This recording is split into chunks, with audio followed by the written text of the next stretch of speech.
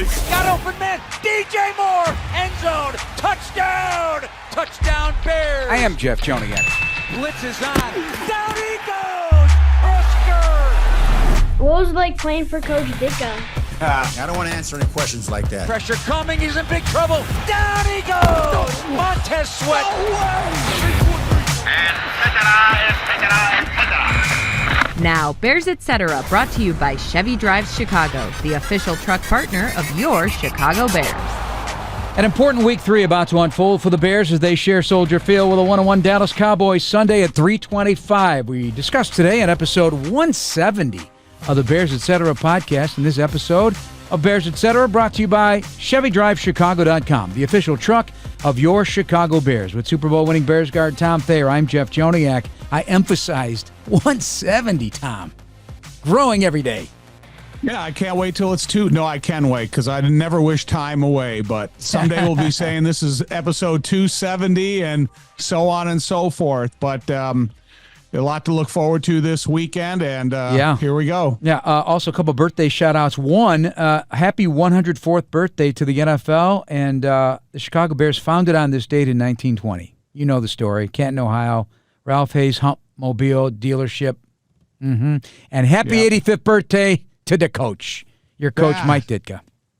Coach Ditka, how about born on the day that the NFL was born? Fitting. And there's nobody that can, be the logo of the NFL like a guy like Mike Ditka. A great player, rookie of the year, set rookie records as a tight end, went on as a legendary Super Bowl winning assistant coach, and then became the head coach of one of the greatest teams in NFL history. When you were having some conversations or dealings with the 63 championship team, did you ever have a moment where you'd sit down and say, find out what it was like in that time with Ditka or Johnny Morris or OB or any of those guys that you got familiar with when you were a player? Of course. Yeah. I mean, that was such a subject of importance in the history of the Bears, especially from in 85, what we were experiencing. And, you could get advice from them how to stay focused. You could get advice on making sure that you never drop your guard because everybody's aiming for you. And then you have, the background of some of these guys that went on to have sensational star-studded careers. And when you talk about the Bears at that point, the last championship you were pointing to was that 63 championship. So they were an equal part of our locker room. We never shunned them in any way. We enjoyed their conversation, their personality, their stories of success. So they were as much a part of the 85 as they were the 63 team. Do you remember when the first time you went to a Bears training camp as a kid? Yes. I remember I was 14 years old the first time I went, and I got driven up there by Francis Rudiger, who's the younger brother of Danny Rudy Rudiger. It's the first time I met Clyde Emmerich.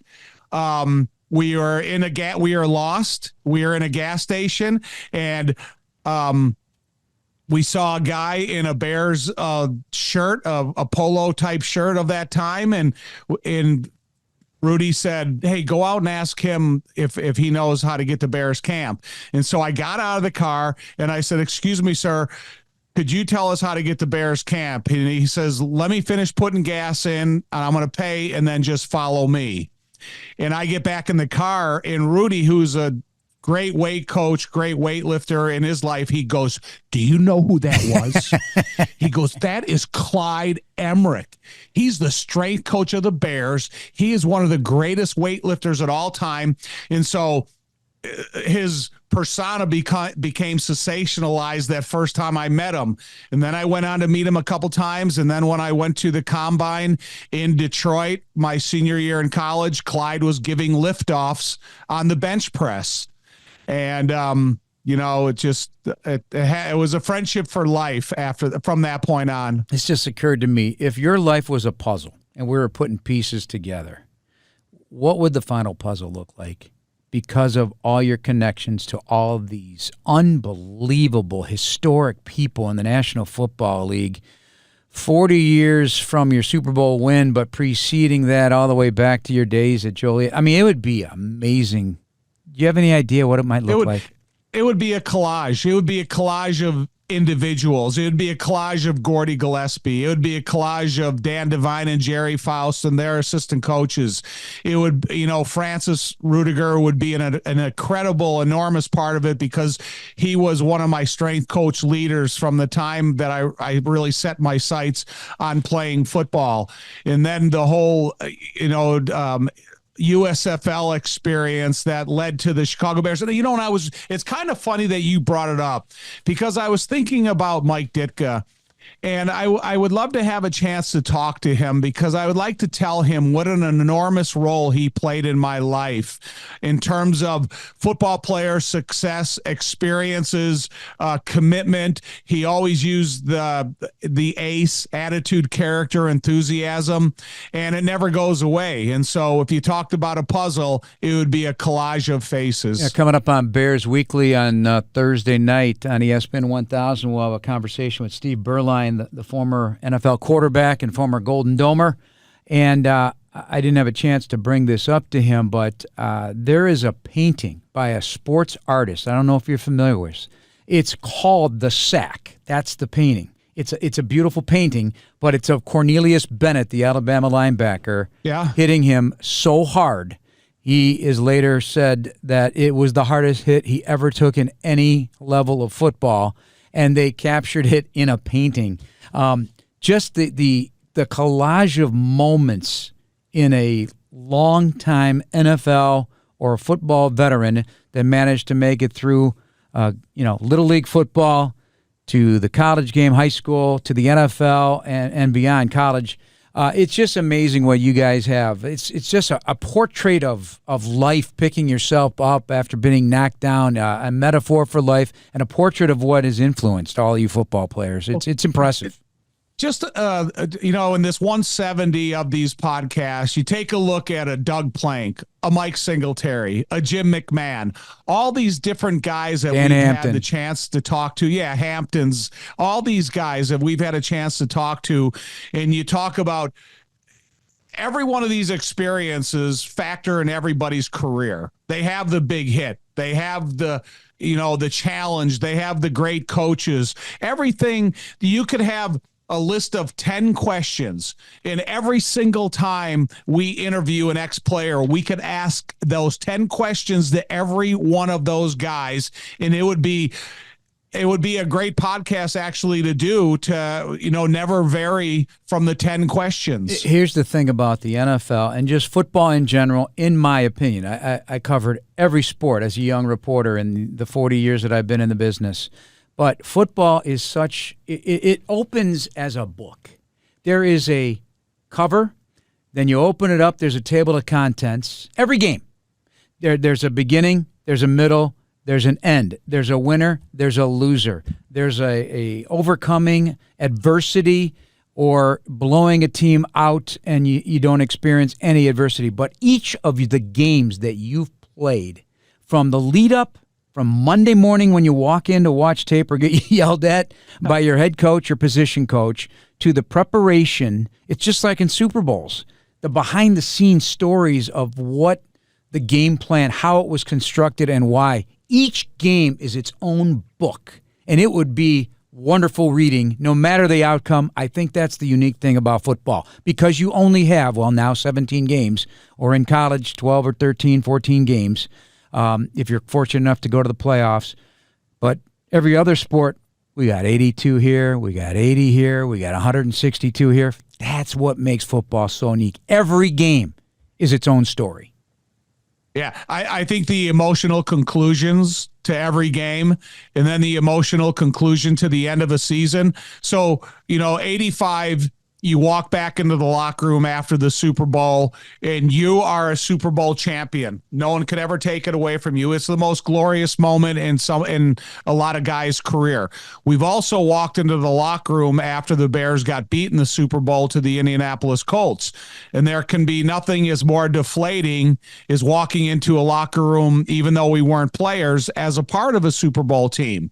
And so, everything. You go back to the hotel in New Orleans and we're the Super Bowl winner. We're having a post-game party. You go back to the hotel in Miami and basically the party is lifeless because it's a loss. So I'm not saying anything negatively against it because it's still a great accomplishment, once in a lifetime accomplishment for a lot of guys, but the emotional differences between every single game, win or lose, it sticks with you. Hey, Bears fans, Steinhoffels is a proud partner of the Chicago Bears, now open in Orland Park. Steinhoffels is Chicagoland's furniture and mattress leader with the largest selection to fit every style and budget, and is 100% employee-owned. Shop in-store and online at steinhoffels.com. All right, well, that was completely off the track. We didn't know that was going to be discussed, but it just it came to me. Happy birthday, Coach Ditka. Happy birthday, Coach Ditka. First of all, the injury news of the day, and this will air on Thursday, so there'll be more injury reports. But, of course, Jalen Johnson, nothing official yet from Ben Johnson about Jalen Johnson and that groin injury, how long he'll be out. He certainly will miss this game. But no practice for T.J. Edwards, Kyler Gordon, Grady Jarrett, Jalen Jones added to the list now. Limited for DeAndre Swift with a quad. Jade Walker, who missed last week. Jade has got an ankle. DeMarco Jackson, a special teamer and linebacker, hamstring. Karan Amagaji, who was not active last week, elbow injury. So that was limited for him as well. So we'll dig into that as we go. But, we got to discuss Jalen because it doesn't sound like it's a great situation. We touched on it in our Monday podcast after visiting with Ben Johnson. How do you frame this moving forward for a Bears team that is going to be facing a lot of great players at the receiver position and a lot of great quarterbacks, including Sunday against Dak Prescott and, of course, CeeDee Lamb? Well, the obvious answer is it's a next man up mentality. Whomever is in that spot, whoever has to play that position, you have to play it with extremely high expectations. You can never say, oh, I can only play this good because I'm only this good. No, you're expected to be as good as any starter on that football team. And the frustrating thing about it is Jalen Johnson made a couple plays in that game that were big time. They were number one corner style of plays, and that's what you wanted to see more of throughout this season and the development of this defense. But now Jalen and all of us have to be selfish. Look, you need to take as much time as you possibly need to be 100%. Do not come back and experiment. Do not come back and think you're ready. And I think the Bears have a good training staff that they're going to understand what they have to do to make sure Jalen Johnson is 100% ready to go for the long term and not be experimental. Because I got to believe that first long pass that they threw against Jalen Johnson was a tester. It was kind of a temperature gauge. See if he can run with length. He was able to do that. And then the other play that he ended up getting injured on was an incredible play. It really was. Undercut the receiver, tapped it away with his right hand, created the incompletion. But then when he laid on the ground, it was a sense of frustration from us in a 7-story booth down to the playing field. All right, let's listen into some Ben Johnson. I think you'll be, if you're a football fan and you're a fan of this Bears team, you got a coach that's definitely checking the boxes of being tough-minded and demanding. And here's an example why. The hot team right now, we know that they can score points in a hurry. Playmakers all across the field.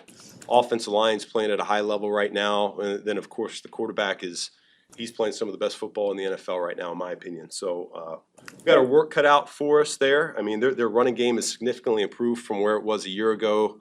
Brought in a new coordinator, and you can tell he's had his imprint here on that offense and what they're doing there in the running game in particular.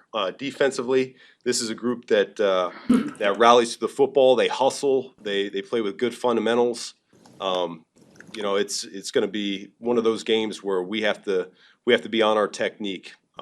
Because this is a group that can hurt you in a hurry. I know they added a little bit to the defensive line here early this week, and so we got a new face that we haven't seen on tape quite yet that we got to account for. But it'll be a good challenge here for our offense as we're looking to find our footing.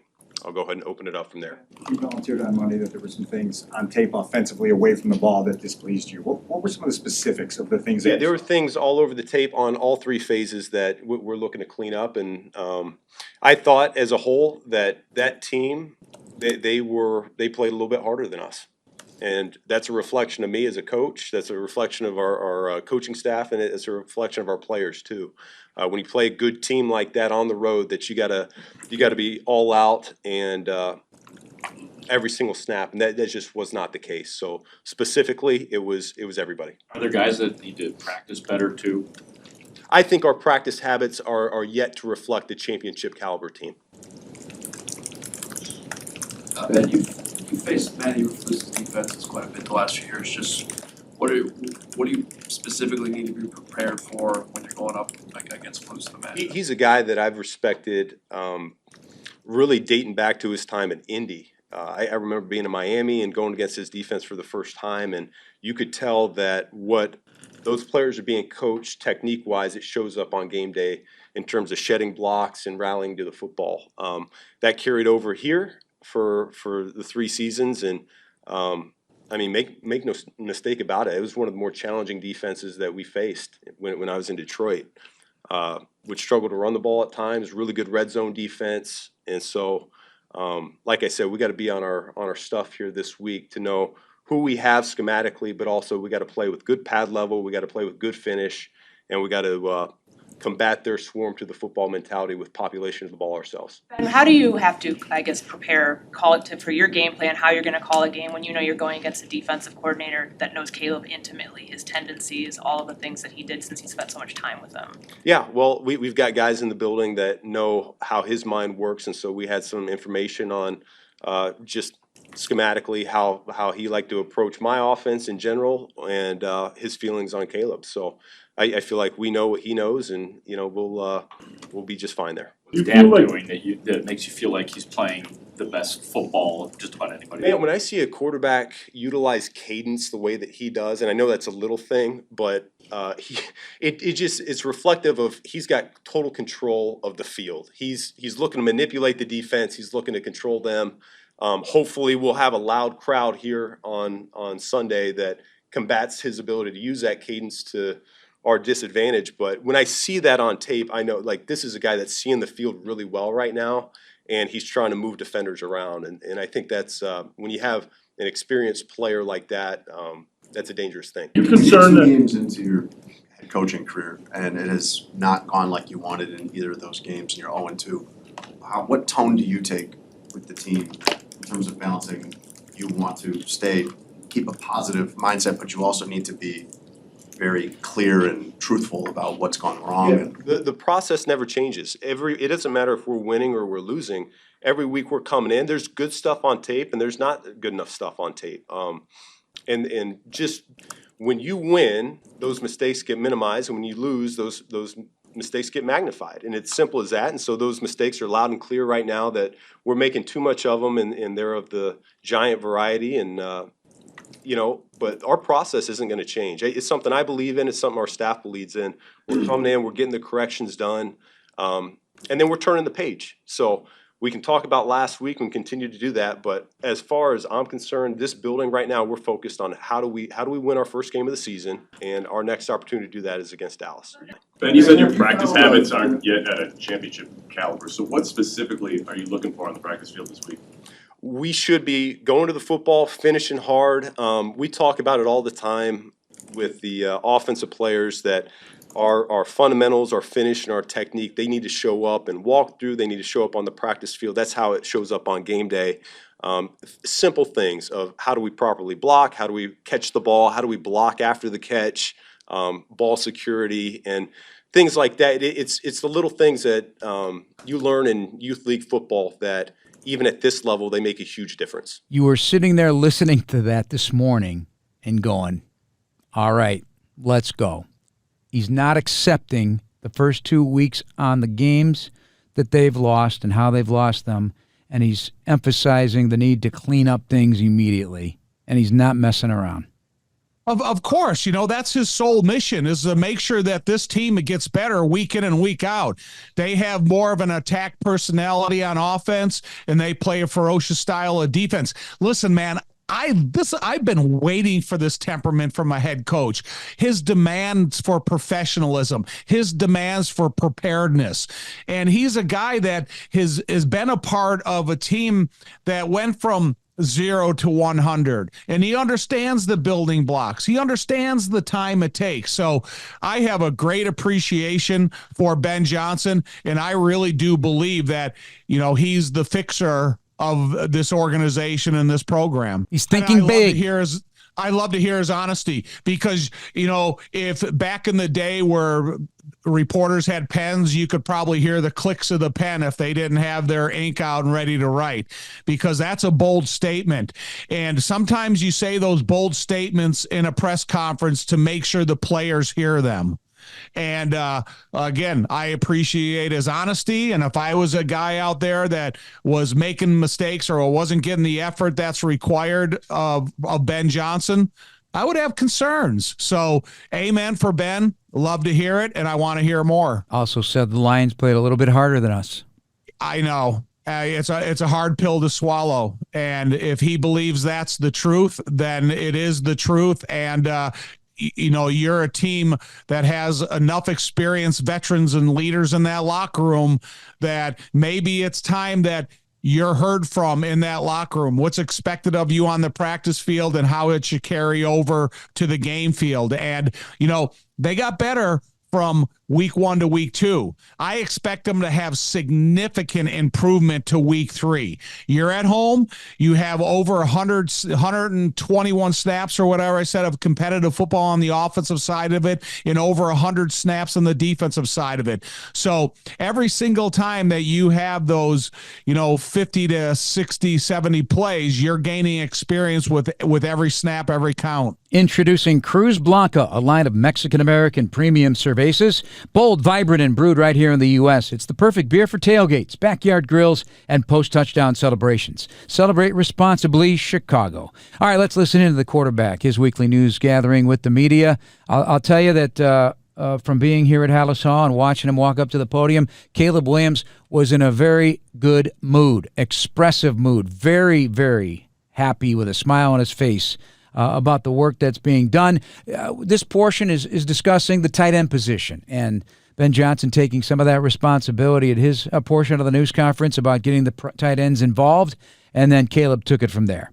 We had a few passes today, and just kind of be on the same page with those guys. I feel that way. I believe they feel that way, and being able to go out there and execute plays and deliver them a good ball and let them go and work. I know the first game, I missed one to Colston across the middle, but I think over the time from OTA's training camp and now I think our connection has grown, and I think we're on the same page and have the same idea of where I think they should be and where they will be. Caleb, thought that you improved a lot from week 1 to week 2. Where do you think that you improved, and what do you hope to improve upon week 2 to week 3? Yeah, just constant growth. In every form and facet.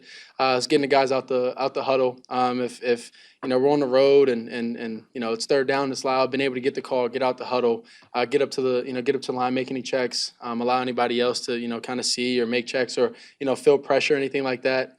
And then other than that, just being able to get comfortable with my footwork. I think that's been kind of my focus from week 1 to week 2, and I think why some of those passes from week 1 to week 2 kind of looked a little different. My footwork, that was a big focus for me this past week, is being able to focus on that and kind of just stay in rhythm with myself in the play, and then from there, I think I have all the talent in the world to be able to deliver a good ball to my guys and let them go and make plays for us as an offense. So I think just to keep that going.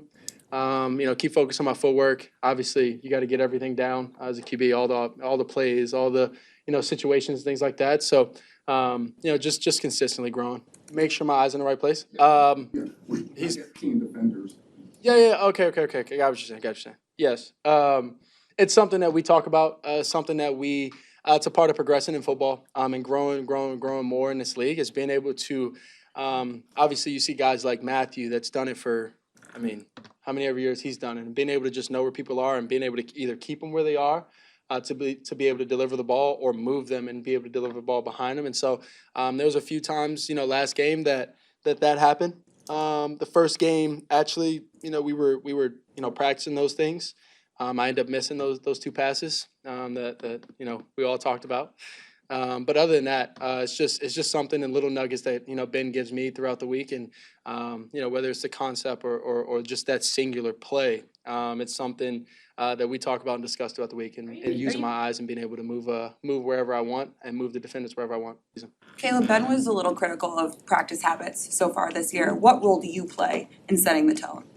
Yeah, Ben and I have talked about that, and being able to, if it's juice, if it's pushing the guys, if it's encouragement, if it's whatever the case may be, it's just being able to be that for the team and the offense. That was kind of his point for me, and then from there, just being able to execute and lead from being able to show the guys, that we can get out there and we can execute these plays, even though it's our first year together, and I think we've been taking the right steps. The confidence has been growing within myself, and within the offense and things like that. So I'm excited, and that gets you up every day. Did you feel like practice was kicked up a notch today? Yeah, practice. Well, I do. It was also a little bit warmer today than obviously we expected, and being in Chicago at this time. But yeah, no, the intensity was there. Ben spoke about it after.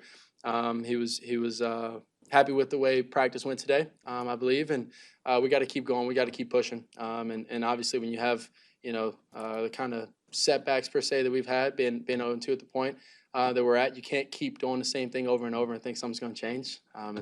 I think that's the definition for insanity. And so we got to change. And today's practice was I think a step in the right direction. In a rare situation, going up against a coordinator that he was the head coach of him last year. They know each other very well.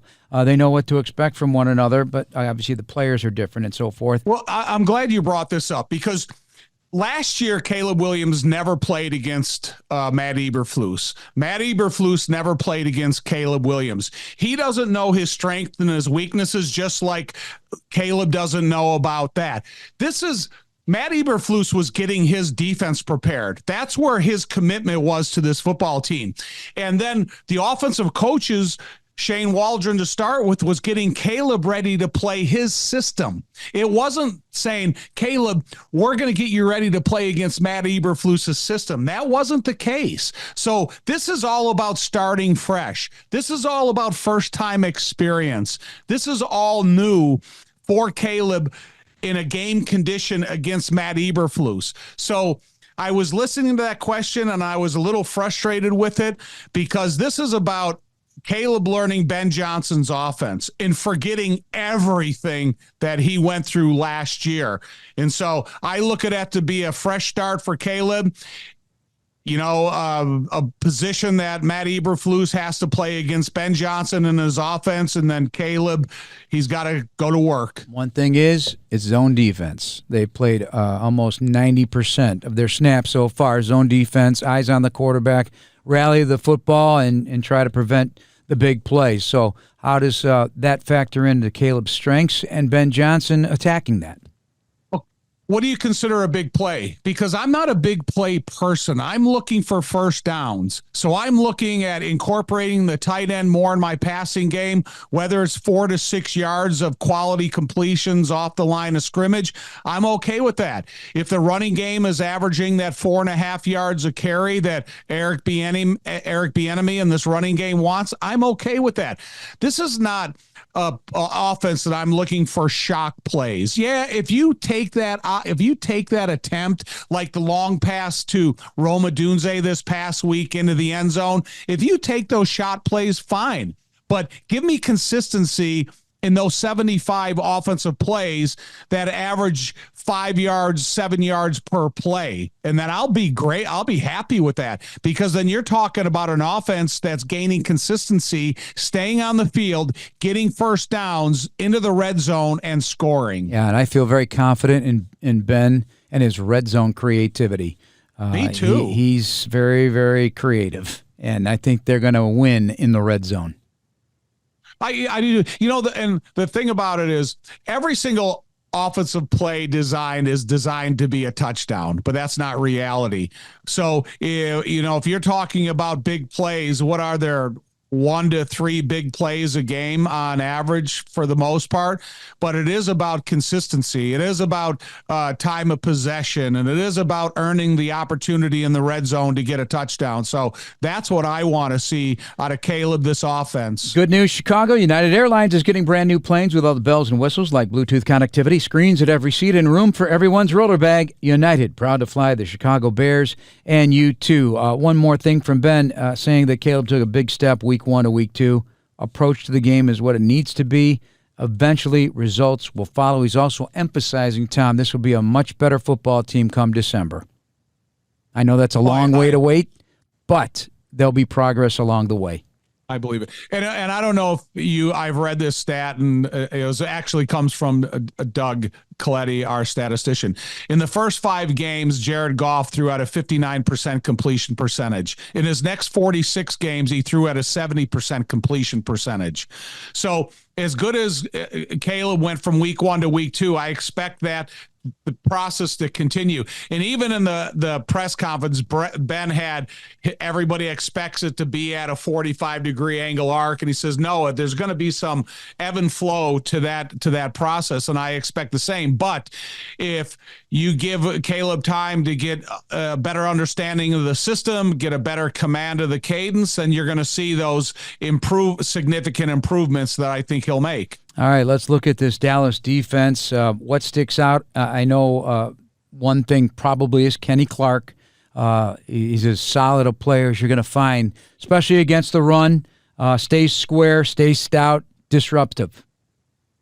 Yeah, he is a big, thick body on the inside. He's not a very movable object. He's a good football player, and if you do play those 75 snaps, he's going to probably give you 35 snaps of quality interior play, especially on first and second down. He's not a premier pass rusher, so when you look at Jonah, Drew, and Joe, the 3 of those guys are going to be able to battle against him, and I think if they can create stalemates and hold them at bay, that there's significant running room that you can expose, and to the right and to the left of them. And like I said, 4.5 yards per run attempt will satisfy me at the end of the day. And Deron Bland, their nickel, is not available. He's got a foot injury. So Reddy Stewart, who is a former Bear last year, undrafted, is their nickel. And Russell Wilson did light him up on 11 attempts of 20-plus yard passes, 264 yards. So the big play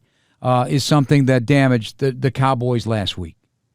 Right. And if that opportunity is there, I know I talked about it. I'm not looking for big plays, but I want big plays to be threatened in the game. So if Ben feels that there's opportunities for those big plays, listen, man, try to take advantage of a young, inexperienced player and see what you can get out of it. But first of all, you have to be provided protection and make sure the quarterback has some freedom within the pocket to get the ball out of his hands if you're going for a big play. When Mexican Heritage meets American Brewing, game day gets an upgrade. Cruz Blanca, Cerveza Refresh, proud partner of the Chicago Bears. Let's look at the Dallas offense, executed by Dak Prescott. Did you know that he has beaten the New York Giants 14 consecutive times?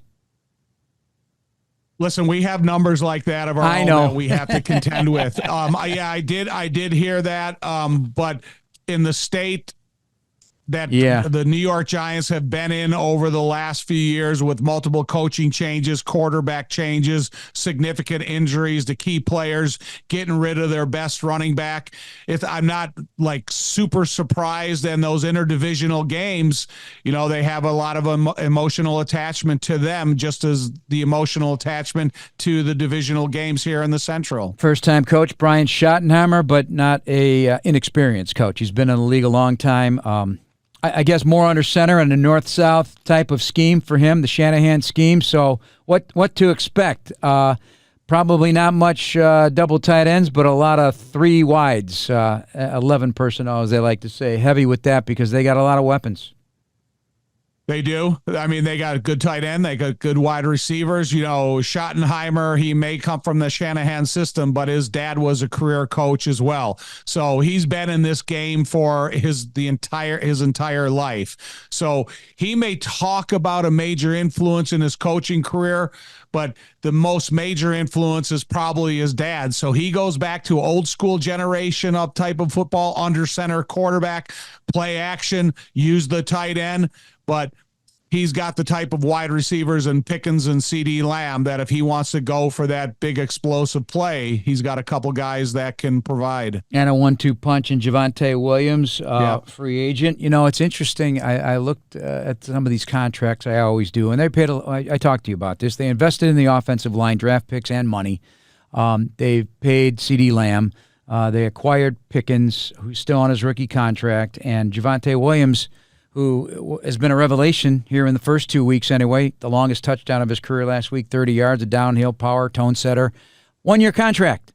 1-year contract at running back. So, he's out to make money this year. He's going to be a driven player, and he's off to a good start in that regard, and a change-up back and Miles Sanders. But the tight end is interesting to me. Jake Ferguson had 9 catches last week. He may not be a flashy tight end, but to me, he's a very good route runner, and he will fight as a blocker. So a guy that the Bears are going to have to contend with. Yeah, Wisconsin guy, I think he's the most targeted tight end so far of 14 targets.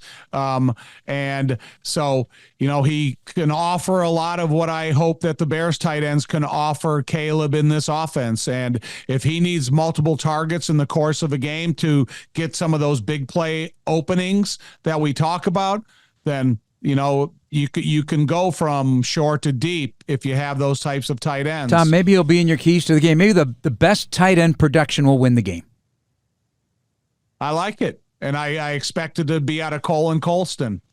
How do you tell a cashier you're a Bears fan without telling them you're a Bears fan? With the Chicago Bears PNC Bank Visa debit card, which gets you exclusive discounts on Bears merchandise. Find out more at pnc.com/BearsCard. A word on special teams, if I may, because it's a big one, and it's about every yard mattering now, because Brandon Aubrey is a weapon. 44, 46, 51, and 64-yard field goals. He is 97.5% on 40 career attempts, from 43 to 60. So if you're talking about a yard making a difference in a game, on a drive, doesn't matter what the time of game is, it could matter. It could hurt you if you got to play really good defense somehow, some way, and keep him off the table, because they can kick 6 field goals and come out of here with a victory just because his leg is something else. Yeah, former soccer player from the University of Notre Dame, got into a couple of developmental leagues, was a banger, and now he's the ultimate banger in the NFL. You look at a guy like Torrey Taylor, if you want to talk about the kicker and how much he can matter. He's punted 92 times since he's come into the NFL. It's the most in the NFL. He's punted for 4,177 yards. So if you're looking at the kicker from Dallas, then we have an equally as explosive leg in our punter and Torrey Taylor. If he can continuously create long fields for the opponent, it gives our defense an opportunity to be a lot more aggressive in the early downs of that drive, and maybe he can be a consistent field position changer. And so we need to see production out of our big leg like Dallas is seeing out of their big leg. One last question before we let you go. I noticed that the Cowboys have drawn from their opponents, these are opponent penalties, in 2 weeks, 30 penalties. Now, 23 of them have been accepted. It's amounted to almost 300 yards in favor of the Cowboys. Is it how they're prone to penalties, or are the Cowboys' personnel and attack making them prone to penalties? Because it's something to watch. Well, I think for a young group of offensive linemen, they played pretty well up into this point. So they have sustained time of protection, and they have good receivers. Sometimes that filters to defensive backs if they feel they're at an advantage in one position or the other. If those DBs have a tendency to get grabby.